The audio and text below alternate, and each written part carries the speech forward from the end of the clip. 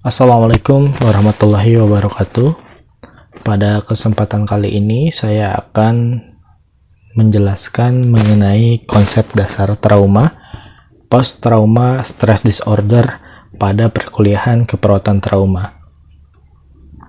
Sebagaimana kita ketahui bahwasanya PTSD atau biasa kita sebut dengan post-traumatic stress disorder atau gangguan stres pasca trauma merupakan gangguan mental yang muncul setelah seseorang mengalami atau menyaksikan peristiwa yang tidak menyenangkan. PTSD merupakan gangguan kecemasan yang membuat penderitanya teringat pada kejadian traumatis. Peristiwa traumatis yang dapat memicu PTSD antara lain seperti perang, kecelakaan, bencana alam, dan pelecehan seksual.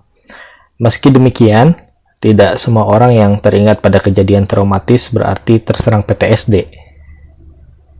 Tentu ada kriteria khusus yang digunakan untuk menentukan apakah seseorang mengalami yang namanya PTSD. Gejala PTSD biasanya muncul setelah seseorang mengalami peristiwa yang membuatnya trauma. Waktu kemunculannya biasanya beberapa bulan atau beberapa tahun setelah kejadian traumatis tersebut. Tingkat keparahan dan lamanya juga berbeda-beda pada tiap penderita. Beberapa gejala yang menunjukkan seseorang mengalami PTSD diantaranya ingatan pada peristiwa traumatis, kecenderungan untuk mengelak atau avoidance, pemikiran dan perasaan negatif, serta perubahan perilaku dan emosi.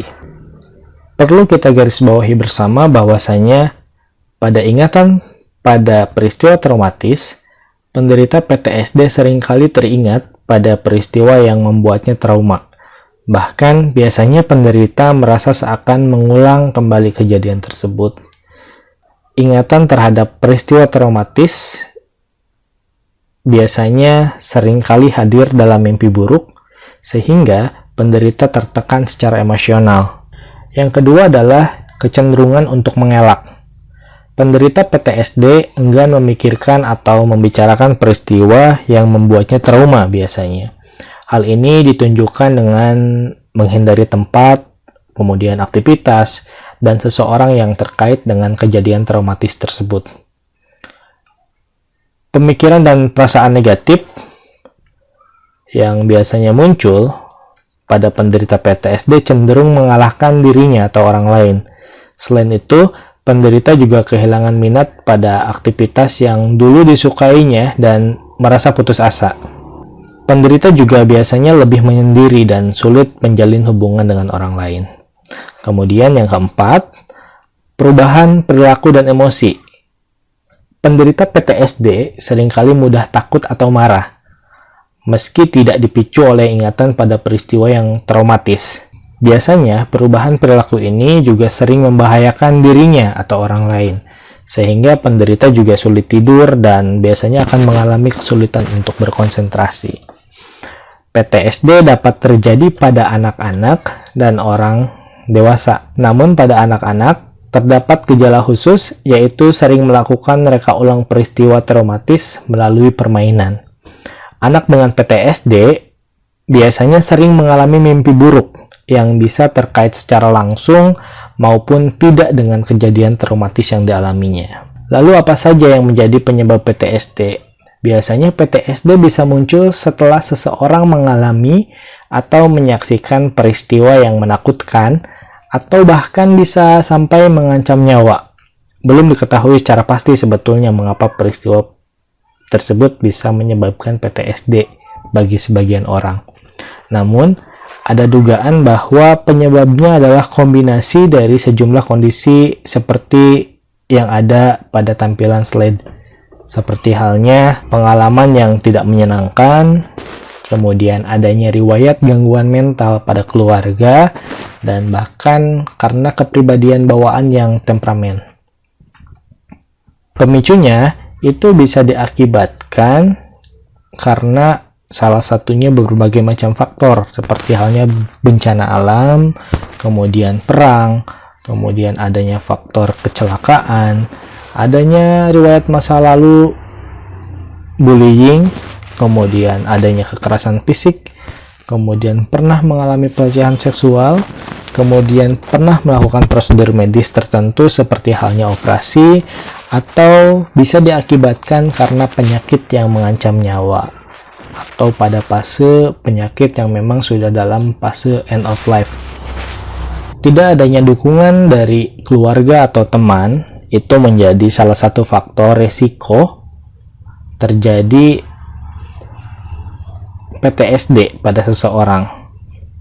Kemudian, menderita kecanduan alkohol atau penyalahgunaan nafsa merupakan faktor yang memang bisa menyebabkan adanya faktor resiko juga untuk penderita atau untuk menderita PTSD. Kemudian, faktor resiko lain juga bisa diakibatkan karena menderita gangguan mental atau bisa karena gangguan kecemasan. Berikutnya, faktor resiko yang biasa terjadi pada penderita PTSD yaitu memiliki keluarga dengan riwayat gangguan mental seperti halnya depresi, kemudian mendapat pengalaman traumatis sebelumnya, misalnya dirundung bullying pada masa kecil sehingga ada kejadian traumatis yang memang diingat pada masa lalu. Tidak hanya itu, memiliki pekerjaan tertentu misalnya tentara atau relawan medis di daerah perang juga meningkatkan faktor risiko yang tinggi ya untuk terjadinya PTSD. Lalu apa saja diagnosis PTSD? Biasanya tenaga medis akan menanyakan gejala yang dialami pasien dan melakukan pemeriksaan fisik untuk mencari tahu apakah gejala yang dialami pasien disebabkan oleh penyakit fisik. Jika penyakit fisik tidak ditemukan, pasien akan dirujuk ke dokter spesialis kejiwaan atau ke psikiater.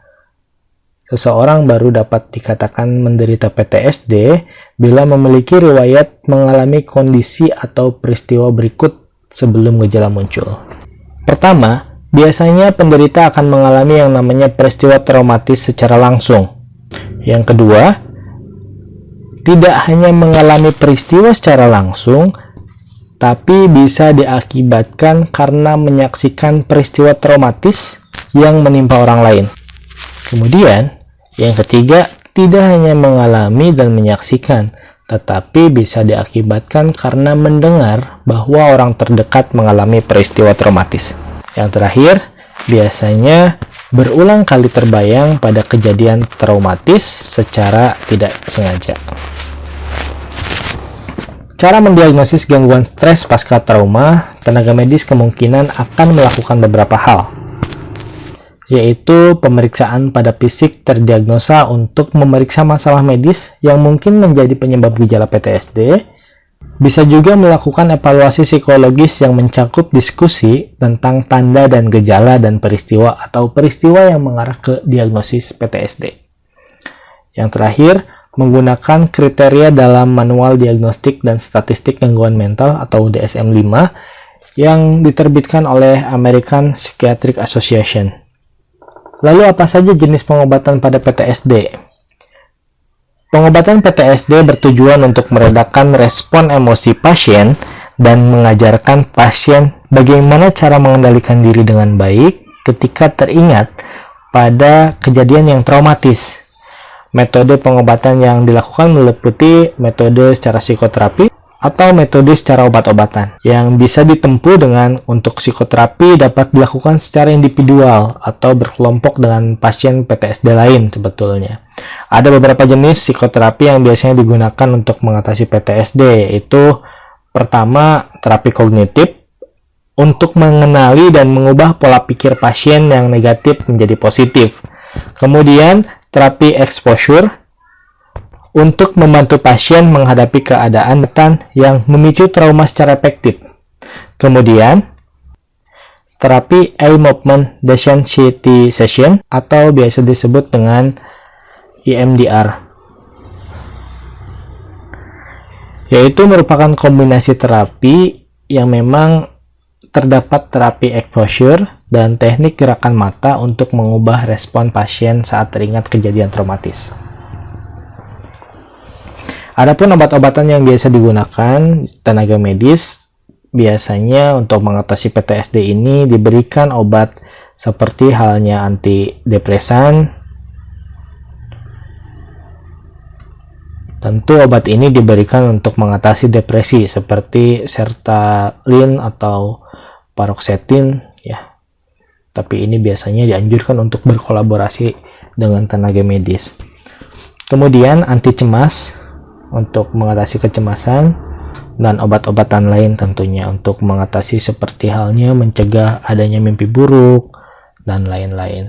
Dan ini tentu perlu kita kolaborasikan ya, sebagaimana sesuai dengan prinsip asuhan keperawatan bahwa di dalam intervensi itu terdapat poin tidak hanya secara mandiri tetapi ada poin kolaborasi. Sedangkan untuk komplikasi PTSD, biasanya PTSD bisa mengganggu kehidupan penderitanya baik di lingkup keluarga atau pekerjaan. Selain itu atau ODGJ atau biasa kita sebut dengan orang dengan gangguan jiwa dengan gangguan PTSD juga beresiko menderita gangguan mental lain seperti halnya bisa terjadi depresi atau gangguan pada pola makan atau gangguan makan, gangguan kecemasan, adanya ketergantungan alkohol, dan penyalahgunaan nafsa. Penderita PTSD juga mempunyai kemungkinan untuk memiliki keinginan dalam melukai diri sendiri atau bisa sampai RBD atau resiko bunuh diri. Lalu bagaimana cara mencegah PTSD? Itu yang memang menjadi pertanyaan yang biasa kita tanyakan. PTSD sebetulnya tidak bisa dicegah, tapi ada beberapa cara yang dapat dilakukan bila Anda atau pasien mengalami resiko PTSD atau mengalami kejadian traumatis, misalnya dengan cara bicara kepada keluarga, pada teman atau terapis mengenai kejadian traumatis yang kita alami, jadi tidak dipendam oleh diri sendiri ya, tetapi kita dapat berdiskusi, tentu berdiskusi kepada orang-orang yang dianggap tepat dan mampu untuk memberikan solusi. Kemudian coba untuk fokus pada hal yang positif, termasuk ketika mengalami peristiwa traumatis. Sebagai contoh, merasa bersyukur bisa selamat dari kecelakaan yang dialami, dan kita meyakini bahwasanya kehidupan di dunia ini merupakan titipan ya, sehingga tidak bisa kehidupan di dunia ini sudah direncanakan dan kita sebagai manusia hanya bisa berdoa, berikhtiar atau berusaha semaksimal mungkin. Yang menentukan tetap pada prinsipnya adalah Yang Maha Kuasa, sehingga faktor tersebut bisa meminimalisir beban yang memang nantinya akan mengurangi pikiran-pikiran secara traumatis yang dialami oleh pasien PTSD.